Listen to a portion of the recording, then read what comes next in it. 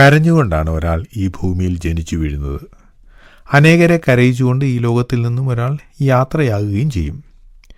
ഇതിന് രണ്ടിനും ഇടയിലുള്ള ജീവിതത്തിൽ സന്തോഷിക്കാനുള്ള സന്ദർഭങ്ങളുണ്ട് എങ്കിലും ദുഃഖിക്കുന്ന അവസരങ്ങളാണ് കൂടുതലും. ഇത് എല്ലാവരുടെയും കാര്യത്തിൽ ശരിയാണ്. ദുഃഖത്തിൻ്റെ അളവ് വ്യത്യസ്തമായിരിക്കും.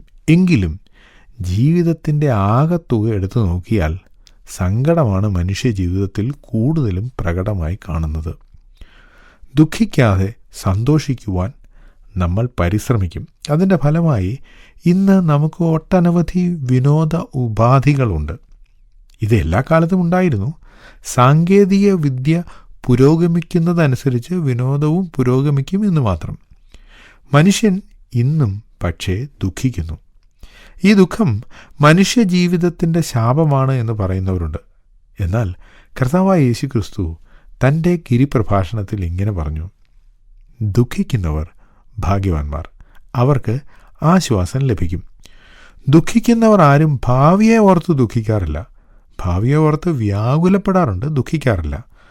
ദുഃഖിക്കുന്നത് ജീവിതത്തിൽ നടന്നുപോയ കാര്യങ്ങളെക്കുറിച്ച് ഓർത്താണ്. നമ്മുടെ ജീവിതത്തിലും നമുക്ക് വേണ്ടപ്പെട്ടവരുടെ ജീവിതത്തിലും ഉണ്ടായ ദുരന്തങ്ങളെ ഓർത്ത് നമ്മൾ ദുഃഖിക്കും. ചെയ്തു പോയ പല കാര്യങ്ങളെക്കുറിച്ചും ഓർത്ത് ദുഃഖിക്കുന്നവരാണ് എല്ലാ മനുഷ്യരും. ഒരു അവസരം കൂടി കിട്ടിയാൽ ഞാൻ ആ തെറ്റ് ആവർത്തിക്കില്ല എന്ന് നമ്മൾ ഓരോരുത്തരും എത്രയോ പ്രാവശ്യം പറഞ്ഞിട്ടുണ്ട്. നമ്മുടെ ജീവിതത്തെ പരിശോധിക്കുമ്പോൾ നാം ചെയ്ത കാര്യങ്ങളെ ഓർത്ത് നാം ദുഃഖിക്കാറുണ്ട്. ഒരു നല്ല വികാരമല്ല ദുഃഖം എന്നാണ് പൊതുവെയുള്ള ധാരണ. നമുക്കെല്ലാവർക്കും ചിരിക്കാനും സന്തോഷിക്കാനുമല്ലേ ഇഷ്ടം. എന്നാൽ ജീവിതത്തിൽ ഉണ്ടായ തെറ്റുകളെ ഓർത്ത് ദുഃഖിക്കുന്നത് ഒരു നല്ല കാര്യമാണ് എന്ന് ബൈബിൾ പറയുന്നു. അതിനൊരു പ്രത്യേക പദം ബൈബിൾ ഉപയോഗിക്കുന്നു. പശ്ചാത്താപം എന്നാണ് ആ വാക്ക്. പുതിയ നിയമത്തിൽ ചെയ്തുപോയ കാര്യങ്ങളെ ഓർത്ത് പശ്ചാത്തപിച്ചവർക്ക് ആശ്വാസവും വലിയ അനുഗ്രഹങ്ങളും ലഭിച്ചിട്ടുണ്ട്. താൻ ചെയ്ത തെറ്റിനെ ഓർത്ത് പശ്ചാത്തപിച്ചപ്പോഴാണ് യേശു പറഞ്ഞ ഒരു ഉപമയുണ്ടല്ലോ, ധൂർത്തപുത്രൻ്റെ ഉപമ. ആ ധൂർത്തപുത്രൻ മടങ്ങി വന്നതും അപ്പൻ്റെ അനുഗ്രഹം നേടിയതും പശ്ചാത്തപിച്ചതുകൊണ്ടാണ്.